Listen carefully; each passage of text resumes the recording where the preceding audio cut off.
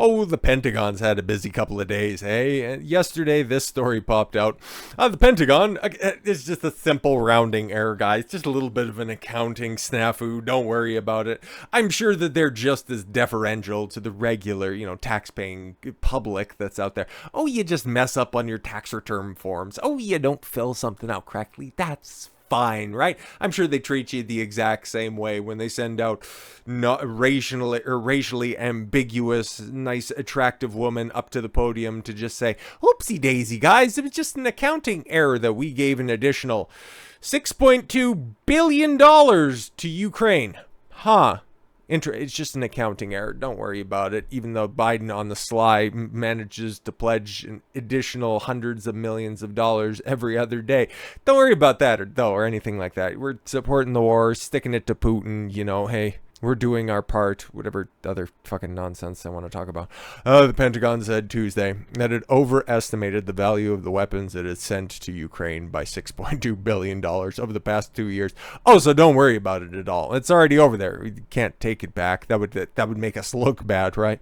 But double early estimates, resulting in a surplus that will be used for future security packages. Oh, okay, so they won't send anything else. It's just add that to the pledge and we'll just fulfill it. Don't worry about that. Everything else that's on top of it, it won't count towards any new financial don't worry about that. No, don't. Remember how a couple of weeks ago everybody was so bent out of shape when it came to the debt ceiling? Yeah, no, just simple accounting errors like this. I'm sure $6.2 billion, in the grand scheme of things, we're dealing with trillions. What's just $6.2 billion? It's just a little drop in the bucket. Come on, guys. We're all in this together. It's not like the Pentagon couldn't have better time dealing with mean tweets and focusing in on specific people. Yeah, they can just go ahead.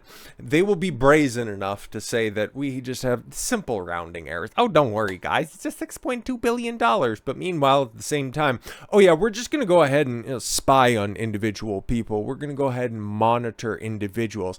Edward Snowden was 1,000% correct. The Pentagon has begun to monitor online tweets and comments about senior military officials in the surveillance effort that provides U.S. Army Protective Service Battalion the authority to direct pinpoint anyone's location.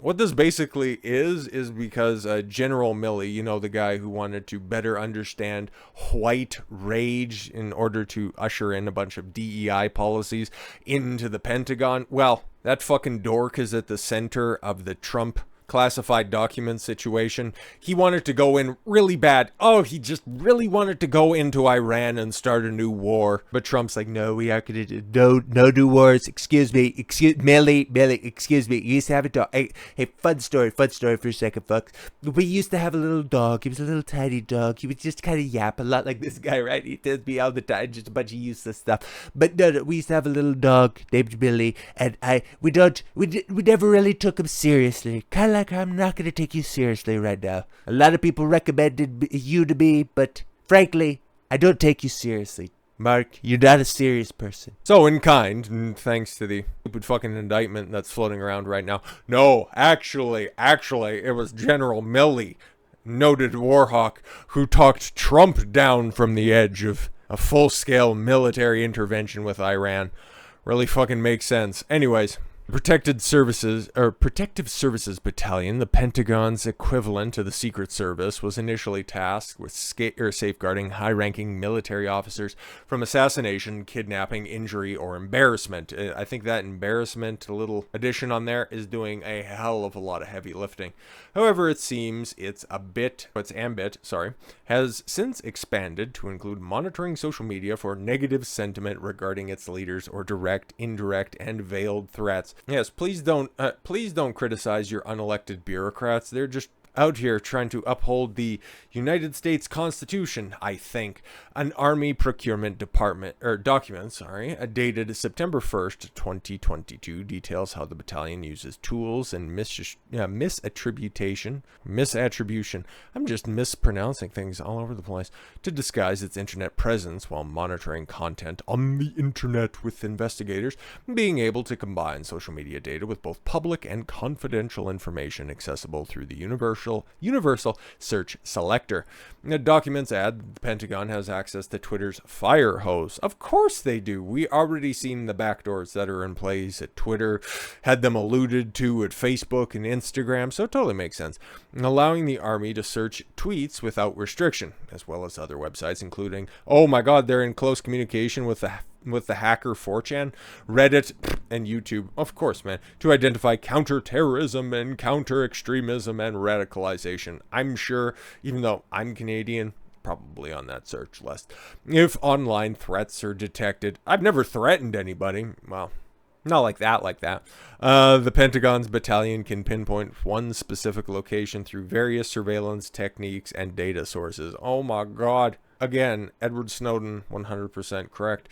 The online threats are detected, I already read that, as stated by Ilya Statistista, program director at Privacy International, expressing positive or a negative sentiment toward senior high-risk individual cannot be deemed sufficient grounds for government agencies to conduct surveillance operations. The ability to express opinions, criticize, make assumptions, or form value judgments, especially regarding public officials, is the quintessential part of a democratic society, Ciatista added. And then to elaborate on this, this is an ongoing PSIFO PIB Protective Services Field Office Protective Intelligence Branch requirement to provide global protective services for senior Department DoD officials, adequate security in order to mitigate online threats, direct, indirect, or veiled. Per the report, the Army intends not to just monitor platforms for negative sentiment, but also pinpoint the location of posters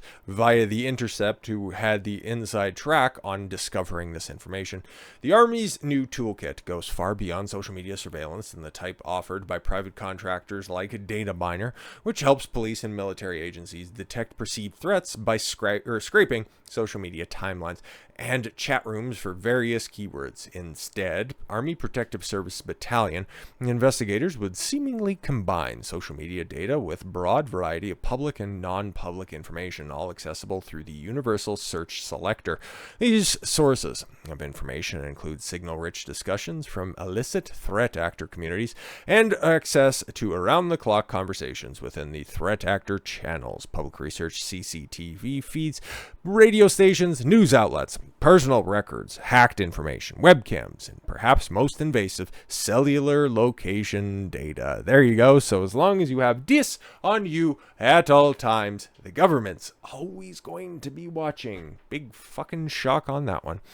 The document mentions the use of geofenced data as well. Controversial practice wherein the investigator draws a shape on a digital map to focus on the surveillance of a specific area. While app-based smartphone tracking is a potent surveillance technique, it remains unclear how exactly this data might actually be used to unmask threatening social media posts. No, they just want to go ahead and spy on individual people and then have a backdoor. Well, he said something that could be perceived as a threat, and we're just maintaining surveillance on them.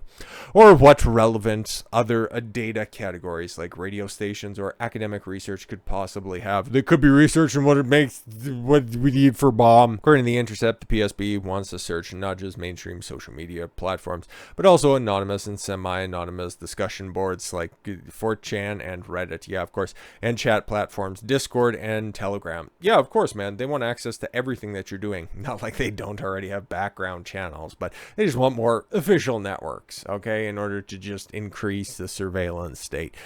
Boy, I'd like to say that I'm shocked, but to be completely honest, yeah, this is about as surprising as the sun rising in the east, setting in the west, the grass being green, and the sky being blue.